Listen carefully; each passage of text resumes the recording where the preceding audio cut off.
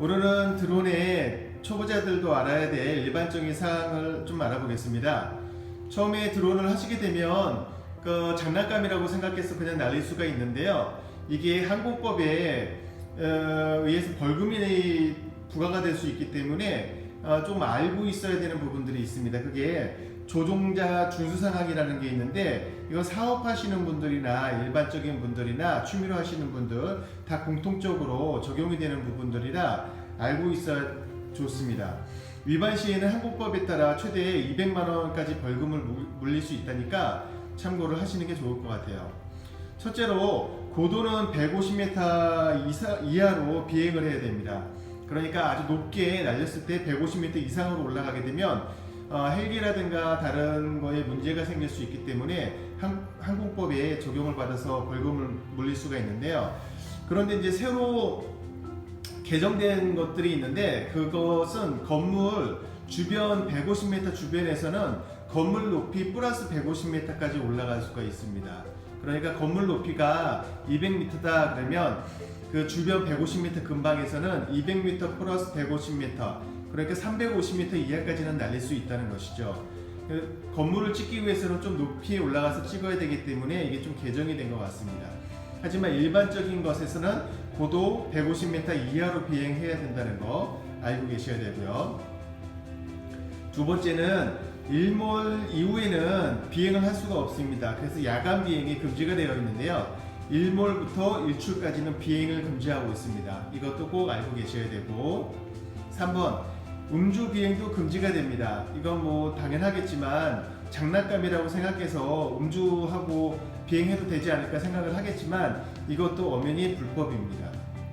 그리고 4번 낙하물 투하 금지. 우리가 낙하물이라고 하면 위에서 위험한 게 떨어지는 거를 생각할 수가 있는데, 그것뿐만이 아니라 드론을 통해서 하늘에서 내려주는 것도 낙하라고 볼 수가 있기 때문에 이것도 조심해야 될 것 같습니다. 어느 유튜버의 그 영상에서 봤을 때는 행사를 진행을 하는데 결혼식 프로포즈 행사에서 위에서 반지를 전달해주는 그런 행사가 있었대요. 의뢰가 들어왔었는데, 이런 것도 엄연히 드론을 이용한 낙하물이기 때문에 원래는 불법적인 거라고 생각이 돼서 촬영을 하지는 않았다고 해요. 그러니까 우리가 물건을 떨어뜨린다는 개념보다 어떤 것을 전달한다는 개념도 드론을 통해서 하늘에서 떨어지는 거는 낙하물이라고 생각을 해야 되기 때문에 이런 것도 조심해서 해야 될 것 같습니다. 그리고 5번째, 인구 밀집 지역, 스포츠 경기장이나 페스티벌, 축제 이런 데서도 드론을 많이 날리는데요.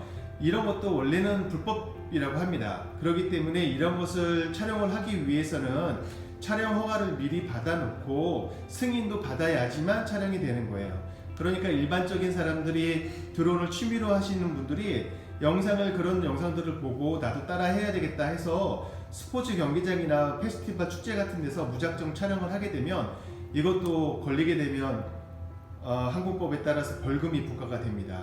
그리고 또 한 가지, 해수욕장이나 국립공원, 국가시설, 댐 그런 것들에서도 촬영이 허가가 되지가 않습니다. 그러니까 특히 해수욕장 같은 데서도 멋있다고 촬영을 무작정 하게 되면 벌금을 받을 수 있기 때문에 이것도 조심해야 될 것 같아요.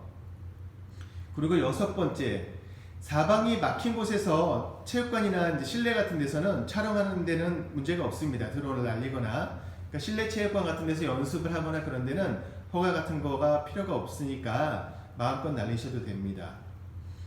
그리고 7번째, 비행 허가와 사진 촬영하는 것은 별개라고 생각을 해야 됩니다. 보통 비행 허가를 맡으면 다 승인이 된다고 생각을 하겠지만 비행 허가와 촬영은 또 틀린 거거든요. 그래서 사진 촬영을 하기 위해서는, 동영상이나 사진을 촬영하기 위해서는 사진 촬영 허가도 받아야 되고 비행 허가도 받아야 됩니다. 이것은 항공 원스톱 민원센터가 있는데 거기서 신청을 하게 되면 10일 전후로 승인이 나기 때문에 넉넉하게 보름 정도 시간을 잡고 비행 허가하고 사진 촬영 허가를 받아서 그것을 가지고 촬영장에 가는 것을 습관화드려야 될 것 같습니다.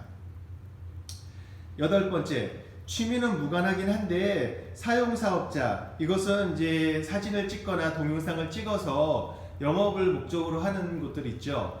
광고를 한다든가 그리고 뭐 대학교라든가 그런 데 사진을 찍어주고 광고 영상에서 쓰겠다, 그런 용도의 사업 용도로 하시는 분들은 보험도 들어야 되고 장치 신고도 해야 되고 사업 등록도 해야 됩니다. 이 세 가지를 미리 해놓고, 그러고 비행 허가와 촬영 허가가 떨어진 후에 촬영이 가능하니까 무작정 촬영에 들어가서 벌금을 받지 않게 조심해야 될 것 같습니다. 이상으로 일반적인 드론 준수 상황을 알아봤는데요. 대부분 드론에 관심이 있는 분들은 알 수도 있는 것이지만 처음 접하시는 분들은 이런 부분들을 모를 수가 있기 때문에 한번 짚어봤습니다. 그럼 안전하게 비행하세요.